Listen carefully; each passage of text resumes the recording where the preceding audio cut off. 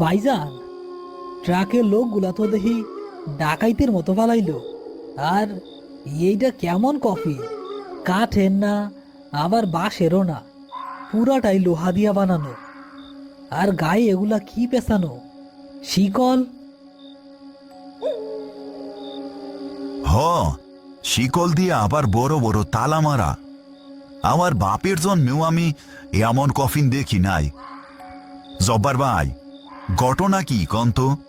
মরা মানুষের কফিনে তালা মারব কেন? কাগজপত্র তো সব ঠিকই আছে, বন্দর থাইকা পাঠাইছে। চিঠিতে লিখা এই লোক নাকি বহু বছর আগে এক জাহাজে মারা গেছিল। সাগরের তলে জাহাজ ডুইবা আছিল, এখন উদ্ধার হইছে। কিন্তু কিন্তু কি জব্বার ভাই? কিন্তু চিঠির নিচে লাল কালি দিয়া বড় কইরা লেখা, কখনো কফিনের তালা খুলবেন না, যেমন আছে তেমন ভাবেই দাফন করবেন। সূর্যাস্ত থাইকা সূর্যোদয়ের মধ্যে কাজ শেষ করতে হইব। অদ্ভুত কারবার। রতন, দর্ত অনেক ওজন মনে হইতাছে। চাকাওয়ালা ভ্যানে তুলতে হইব। তারা তিনজন মিলে লোহার সেই কফিনটা ধরাধরি করে ভ্যানে তুলতে গেল। কফিনের গায়ে হাত দিতেই রতন ছিটকে দূরে সরে এলো। ওরে বাপরে ভাইজান, কফিন তো না, যেন বরফের চাকা। এত ঠান্ডা কেন? হাত দিলেই মনে হয় হাত অবশ হয়ে যাইতাছে। সাগরের তলে আসিল তো, তাই হয়তো ঠান্ডা। বেশি কথা না কইয়া ধর। বিসমিল্লাহ। অনেক কসরত করে তারা ভারী কফিনটা ভ্যানে তুলল। গোরস্থানের এবড়ো থেবড়ো পথ দিয়ে ভ্যান ঠেলে নিয়ে যাচ্ছে তারা। চাকাগুলোর ক্যাচ ক্যাচ শব্দ নিস্তব্ধ রাতে এক ভুতুড়ে পরিবেশ তৈরি করছে। হঠাৎ কফিনের ভেতর থেকে একটা শব্দ হলো, যেন ভেতরে থাকা লাশটা এ পাশ থেকে ও পাশে গড়িয়ে পড়ল। ভাইজান, লাশটা নড়লো না? আরে ভ্যান গর্তে পড়ছে, তাই হয়তো লাশ নড়ছে। চল তাড়াতাড়ি কর, কুয়াশা বাড়তাছে। তারা কবর পর্যন্ত পৌঁছে গেল। গর্ত আগে থেকেই খোঁড়া ছিল। কফিনটা নামানোর প্রস্তুতি নিতেই এক লোমহর্ষক ঘটনা ঘটল। কফিনের গায়ে পেঁচানো মোটা লোহার শিকলগুলো হঠাৎ নড়ে উঠল, যেন ভেতরের কেউ ওগুলো ছিঁড়ে ফেলার চেষ্টা করছে।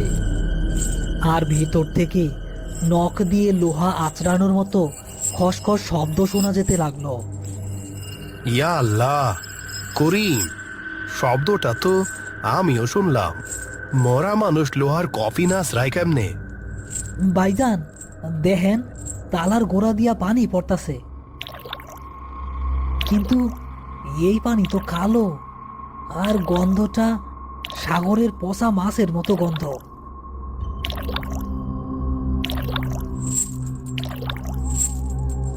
রতন, ভ্যান থাইকা দূরে সর। কফিনটা ভ্যানের উপর ভয়ানকভাবে কাঁপতে শুরু করলো। মনে হচ্ছে ভেতরে কোনো বিশাল শক্তিশালী প্রাণী আটকা পড়েছে। কাঁপুনির চোটে ভ্যানটা উল্টে যাওয়ার উপক্রম হলো। হঠাৎ কফিনের ভেতর থেকে একটা অস্পষ্ট ভারী গলার আওয়াজ ভেসে এলো, যা কোনো মানুষের গলার আওয়াজ নয়, যেন সাগরের তলদেশ থেকে উঠে আসা কোনো বুদবুদের শব্দ। পানি, লোনা পানি, বাতাস চাই, বাতাস। ভাইজান, ও তো বাইসা আছে, ও বাতাস চায়।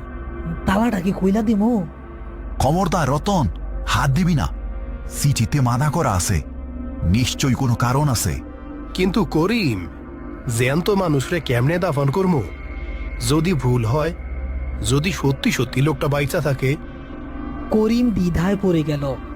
একদিকে নির্দেশ তালা খোলা যাবে না, অন্যদিকে মানুষের মতো আর্তনাদ। ঠিক তখনই কফিনের ডালাটা ভেতর থেকে এমন জোরে ধাক্কা এলো যে একটা শিকলের আংটা টং করে ছিঁড়ে ছিটকে পড়ল করিমের পায়ের কাছে। ছিঁড়ে যাওয়া অংশটা দিয়ে দেখা গেল কফিনের ভেতর থেকে দুটো জল লাল চোখ তাদের দিকেই তাকিয়ে আছে। ভাইজান, ওই চোখ ওই চোখ তো মাইনসের চোখ না, কিন্তু ও আমারে ডাকতাছে। ও কয় ওর দম বন্ধ হইয়া আসতেছে। আমারে তালাটা খুলতে কন ভাইজান, ওরে বাঁচাই। আহ রতন, পাগলামি করিস না, ভালো কইরা তাকা। কোনো মানুষের চোখ অন্ধকারে এমন জ্বলে না। ও তোরে মায়া লাগাইতাছে। রতন, দয়া কর, আমি মইরা যাবো। তালা খোল, তালা খোল। কণ্ঠস্বরটা সরাসরি রতনের নাম ধরে ডাকলো, অথচ রতনের নাম তার জানার কথা নয়। রতন করিমের হাত ছাড়িয়ে একটা বড় পাথর তুলে নিল তালা ভাঙার জন্য। সে যেন আর নিজের মধ্যে নেই। করিম, রতন রে থামা। ওই তালা খুললে আমাগো কাউরে জ্যান্ত রাখবো না। চিঠি লাল কালি এমনি এমনি ব্যবহার করে নাই। আরে রতন, হুশে আয়, এইটা শয়তান। আল্লাহরে ডাক রতন, আল্লাহরে ডাক। করিম রতনকে সরিয়ে দিতে কফিনের ভেতর থেকে সেই করুণ সুরটা পাল্টে গেল। এবার ভেসে এলো হাড় হিম করা এক ভয়ানক গর্জন। মনে হলো হাজার হাজার সাপ একসাথে হিস হিস শব্দ করছে। কফিনটা ভ্যানের ওপর লাফালাফি শুরু করলো। ভ্যানটা আর ভার রাখতে না পেরে উল্টে গেল। দরাম করে বিশাল লোহার কফিনটা মাটির উপর পড়ল। গুড নিউজ বন্ধুরা, আমি আপনাকে একটা অ্যাপ্লিকেশনের কথা বলতে চাই যেখান থেকে আপনি আপ টু 12,000 টাকা পর্যন্ত জেতার সুযোগ পাবেন। এখানের ম্যাচগুলিতে গেম খেললে কার, আইফোন, টিভি, অ্যাপল ওয়াচ জেতার সুযোগ রয়েছে। এই অ্যাপটিতে আপনি সমস্ত লাইভ ম্যাচের রেজাল্ট দেখতে পারবেন এবং সেই ম্যাচে স্কোর অনুমান করে গেম খেলতে পারেন, যেমন কোন টিম জিতবে, কোন টিম কত রান করবে এবং কে সর্বোচ্চ স্কোর হবে। এছাড়াও রয়েছে চিকেন রোড ও ক্র্যাশ খেলা সহ বিভিন্ন ধরনের খেলা, যেগুলো খেলে রয়েছে খুব সহজেই জেতার সম্ভাবনা। মাত্র 300 দিয়েই এখানে খেলা শুরু করতে পারবেন। আর রেজিস্টার করার সময় আমার দেওয়া প্রোমো কোড ব্যবহার করলে প্রথমবার ডিপোজিটে 12,000 টাকা পর্যন্ত পেয়ে যেতে পারেন। আপনি সহজেই পেটিএম, ব্যাংক এবং অন্যান্য সহজ পদ্ধতির মাধ্যমে আপনার জেতা টাকা তুলতে পারেন। এখানে 24/7 কাস্টমার সাপোর্ট আছে। তাহলে দেরি কিসের? কমেন্টে লিংক দেয়া আছে, ক্লিক করে রেজিস্টার করুন এবং প্রোমো কোডটি ব্যবহার করুন। খুল, না খুললে আমি বাইঙ্গা বাইর হব। তবু রক্ত দিয়া আমি আবার সমুদ্র বানাবো। সর্বনাশ হইছে। মাটিতে পড়ার ছোটে আরেকটা শিকল ঢিলা হয়ে গেছে। ডালাটা ফাঁক হইতাছে। করিম, দেহ ভিতর থাইকা যেই কালো পানি পড়তাছে, সেইখানে ঘাসগুলো সব জইলা ছাই হয়ে যাইতাছে। এইটা এর ফিডের চাইতেও ভয়ানক বিষ। জব্বার ভাই, আর দেরি করা যাইব না, এইটারে এক্ষুনি করতে ফেলাইতে হইব। রতন, উঠ, যদি বাঁচতে চাস ব্যান বাদ দে, লাথি মাইরা কফিনটারে করতে ফেলা। ভাইজান, আমি আমি কি করতে চাইতেছিলাম? আল্লাহ মাফ করো আমারে, ধরেন ভাইজান। তারা তিনজন মিলে সেই বিষাক্ত কালো পানি আর হিমশীতল কফিনটাকে গর্তের দিকে ঠেলতে শুরু করলো। কফিনের ভেতর থেকে তখন প্রচণ্ড শক্তি প্রয়োগ করা হচ্ছে ডালাটা খোলার জন্য।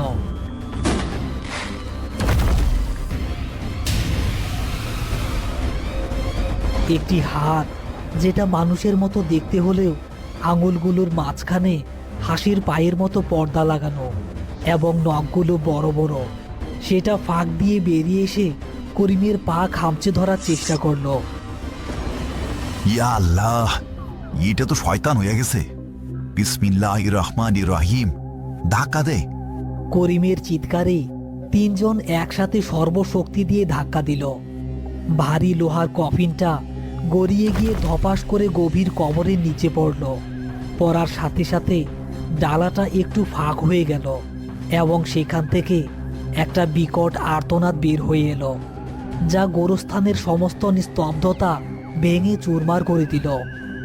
আরে মাটি দেও, ও ফাঁক দিয়া বাইর হওয়ার চেষ্টা করতেছে। তারা পাগলের মতো হাত দিয়ে কোদাল দিয়ে মাটি চাপা দিতে শুরু করলো। কফিনের ভেতর থেকে তখনও সামান্য ধাক্কা আসছে।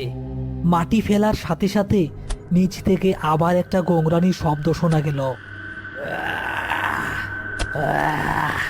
ফিরবো, আমি আমি আবার ফিরব, লোনা পানি, রক্ত। কিন্তু তিনজনের প্রাণপণ চেষ্টায় মুহূর্তের মধ্যেই কফিনটা মাটির নিচে চাপা পড়ে গেল। তারা থামলো না। যতক্ষণ না মাটি সমান হয়ে গেল ততক্ষণ তারা মাটি দিতেই থাকলো। গোরস্থানের পাশের মসজিদ থেকে ফজরের আজান ভেসে এলো।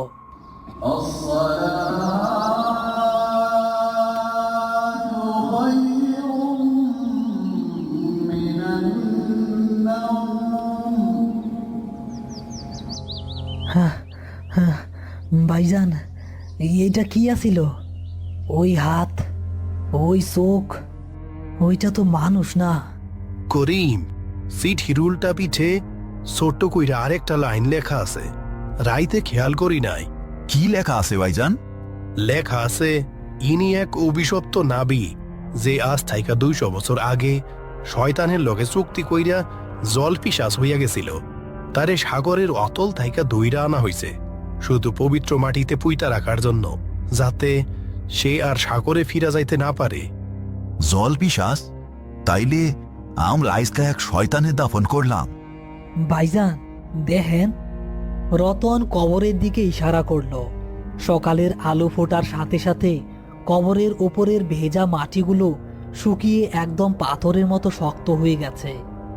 আর কবরের ঠিক মাঝখানে মাটির নিচ থেকে সামান্য কালো ধোঁয়া বের হচ্ছে, যেন ভেতরে থাকা জিনিসটা সূর্যের তাপে পুড়ে ছাই হয়ে যাচ্ছে। আল্লাহ যা করে ভালোর জন্যই করে। ভ্যানটা উল্টাইয়া কফিনটা গর্তের কাছে না পড়লে আমরা ওরে গর্তে ফালাইতে পারতাম না। আর ও যদি বাইর হইতো, তাইলে এই গোরস্থান আজকা শ্মশান হইয়া যাইত। যাও, তোমরা বাড়িতে যাও। আজকা যে অভিজ্ঞতা হইল তা কাউরে কইলে কেউ বিশ্বাস করব না। তয় মনে রাখো, কিছু কিছু কফিন কখনোই খুলতে নাই। হঠাৎ করেই গোরস্থানের পরিবেশটা কেমন যেন থমথমে হয়ে গেল। করিম আর জব্বার আলী খেয়াল করল রতন তাদের কাছ থেকে কিছুটা দূরে একা দাঁড়িয়ে আছে। সে নড়ছে না, একদম পাথরের মতো শক্ত হয়ে রাস্তার দিকে তাকিয়ে আছে। কি রে রতন, চল, কাম তো শেষ, খারা এরইলি কেন? ভাইজান, ওই লোকটাকে। কোন লোক? এই গোরস্থানে তো আমরা তিনজন ছাড়া আর কেউ নাই। ওই যে কুয়াশার মধ্যে লোকটা ভেজা কাপড়ে খাড়ায় আছে, ওর শরীর দিয়া নোনা পানি পড়তাছে। করিম আর জব্বার আলী গেটের দিকে তাকালো, কিন্তু কিছুই দেখতে পেল না, শুধু ঘন সাদা কুয়াশা। কিন্তু রতনের চোখের মণি কেমন যেন নীল হয়ে যাচ্ছে। রতন হঠাৎ করেই গোরস্থানের ভেতরের পুকুরের দিকে হাঁটতে শুরু করলো। মনে হচ্ছে কেউ তাকে অদৃশ্য সুতোয় টেনে নিয়ে যাচ্ছে। রতন, কই যাস? ওইদিকে তো পুকুর। রতন, যাইস না ওইদিকে। জব্বার ভাই, রতন রে ধরেন, ওরে পানির কাছে যাইতে দিয়েন না। ওরে তো ধরা যাইব না করিম, ওর গা দিয়া আগুন বাইর হইতাছে। রতন শূন্য দৃষ্টিতে পুকুরের দিকে তাকিয়ে আছে। করিম দৌড়ে গিয়ে রতনের কপালে তাবিজটা ছোঁয়ালো এবং সজোরে একটা ধাক্কা মারল। রতন, নিজের নাম মনে কর। তুই সাগরের মাছ না, তুই মানুষ। তোর মা তোর লাইকা বাড়িতে ভাত নিয়ে বসে আছে। আল্লাহরে স্মরণ কর রতন, আল্লাহরে মনে কর। তাবিজটা ছোঁয়ানোর সাথে সাথে রতনের শরীর থেকে একটা কালো ধোঁয়া বের হয়ে পুকুরের পানিতে গিয়ে পড়ল। পুকুরের পানি মুহূর্তেই টকবক করে ফুটতে শুরু করলো। রতন জ্ঞান হারিয়ে করিমের গায়ে গড়িয়ে পড়ল এবং তার নীল হয়ে যাওয়া চোখ দুটো আবার স্বাভাবিক হয়ে গেল। আমি কই? আমার খুব শীত করতেছে, লোনা পানির গন্ধ পাইতাছি কেন? হ্যাঁ, আর ডরাইস না বাপ। শয়তান তোয় কবজা করতে চাইছিল, কিন্তু পারে নাই। জল পিশাচের নজর আমরা কাটাইয়া দিছি। আলহামদুলিল্লাহ, চলো এখন এই অভিশপ্ত জায়গা থাইকা ফালাই। সূর্য এখনই উইটা পড়ব। তারা তিনজন গোরস্থানের গেটের দিকে হাঁটা শুরু করলো। ট্রাকটা যেখানে কফিনটা নামিয়ে দিয়েছিল সেখানে তারা থামলো। দূরে গোরস্থানের গেটে সেই ট্রাকের ড্রাইভারকে দেখা যাচ্ছে। সে ফিরে এসেছে কোনো একটা কাগজের জন্য। ওস্তাদ, কাম শেষ, দাফন করছেন? হ করছি, কিন্তু এই মরা মানুষ আপনারা কই থাইকা আনছেন? ভেতরে তো মানুষ না, সাক্ষাৎ শয়তান ছিল। শয়তান মানে? ওস্তাদ, কফিনের ভিতরে তো কেউ আসিল না। কি কইলেন? আমরা নিজেরা ভারী কফিনটা ঠেইলা গর্তে ফেললাম, ভেতর থেকে আওয়াজ শুনলাম, হাত দেখলাম। হারে না ওস্তাদ, ভুল বুঝতাছেন। বিদেশের ওই কোম্পানি আমাকে কইছে এইটা একটা খালি কফিন। 200 বছর আগে এক নাবিক সাগরে হারাইয়া গেছিল, তার দেহ পাওয়া যায় নাই। তার আত্মা যাতে শান্তি পায় সেই জন্য খালি কফিনটা দাফন করতে পাঠানো হইছে। লোকটা তো সাগরেই মইরা ভূত হইয়া আছে, কফিনই আইব কই থাইকা? হ্যাঁ, খালি কফিন? তাইলে ভেতর থাইকা কে আমাকে লোকে কথা কইল? কে রতন লে ডাকলো? করিমের কথা শেষ হওয়ার আগেই রতন হঠাৎ খিলখিল করে হাসতে শুরু করলো। করিম আর জব্বার আলী রতনের দিকে তাকাতেই তাদের রক্ত হিম হয়ে গেল। ড্রাইভার ঠিকই কইছে ভাইজান, কফিনটা খালি আসিল। রতন তার হাতটা করিমের সামনে তুলে ধরল। দেখা গেল রতনের আঙুলের মাঝখানে হাঁসের পায়ের মতো পর্দা গজিয়েছে এবং তার নখগুলো তলোয়ারের মতো লম্বা হয়ে গেছে। তার গলার চামড়া ফেটে মাছের মতো কানকো বের হয়ে আসছে। কফিনটা খালি আসিল বইলাই তো সাগরের অতল থাইকা আইসা আমি ওইখানে লুকাইতে পারলাম। আপনারা আমারে গর্তে পুঁতেন নাই, আপনারা আমারে পবিত্র মাটি দিয়া এই জনপদে থাকার পারমিশন দিয়া দিছেন। এখন থাইকা আমি এই গ্রামেই থাকবো রতন হইয়া। রতনের চেহারা আবার স্বাভাবিক হয়ে গেল। সে করিমের দিকে তাকিয়ে একটা রহস্যময় হাসি দিল। দূরে সমুদ্রের গর্জন শোনা গেল, যেন সমুদ্র হাসছে। জব্বার ভাই, ও রতন না, ও রতন না। হ্যালো প্রিয় বন্ধুরা, আশা করি আজকের ভয়ঙ্কর গল্পটি আপনাদের ভালো লেগেছে। যদি ভিডিওটি দেখে ভয়, রোমাঞ্চ বা মজা পেয়ে থাকেন তাহলে অবশ্যই একটি লাইক দিয়ে আমাদের পাশে থাকুন। এমন আরও নতুন নতুন ভয়ঙ্কর ভূতের কার্টুন ও গল্প সবার আগে পেতে এখনই আমাদের চ্যানেলটি সাবস্ক্রাইব করে রাখুন। আজকের প্রশ্ন, লোহার কফিনটা জব্বার আলীর কাছে কোথা থেকে পাঠানো হয়েছে? বন্দর থেকে নাকি সমুদ্র থেকে? আপনার সঠিক উত্তর ও আপনার নাম কমেন্ট করে লিখুন। যারা আজকের প্রশ্নের সঠিক উত্তর দেবেন তাদের নাম সবার আগে পরের ভিডিওতে মেনশন করা হবে। গত ভিডিওতে সর্বপ্রথম কমেন্ট করেছিলেন তানহা আক্তার, কাজল খান ও অনন্যা মিশু। আর গত সপ্তাহের ভিডিওতে বলা প্রশ্নের যারা সঠিক উত্তর দিয়েছিলেন তারা হলেন ঈদুল হাসান, অঞ্জনা মণ্ডল, তানহা আক্তার, মিস্টার সজীব ইসলাম, রিঙ্কি মণি, তাবাসসুম, মিস্টার নাবিল, ইতি হাসান, পাখি খুলনা থেকে, কিশোরগঞ্জ থেকে ইয়াসিন আরাফাত, হাফেজ মোহাম্মদ আশরাফুল ইসলাম, এমডি শাকিল ঢাকা থেকে, ইভা, ইমদাদুল ব্রাহ্মণবাড়িয়া থেকে, রুবায়েত, বৃষ্টি, কামরুল ইন্ডিয়া থেকে, আব্দুল মোতালেব সৌদি আরব থেকে, শিবলু আহমেদ সিলেট থেকে, লিমন চাপাই থেকে, রোহান, সুমা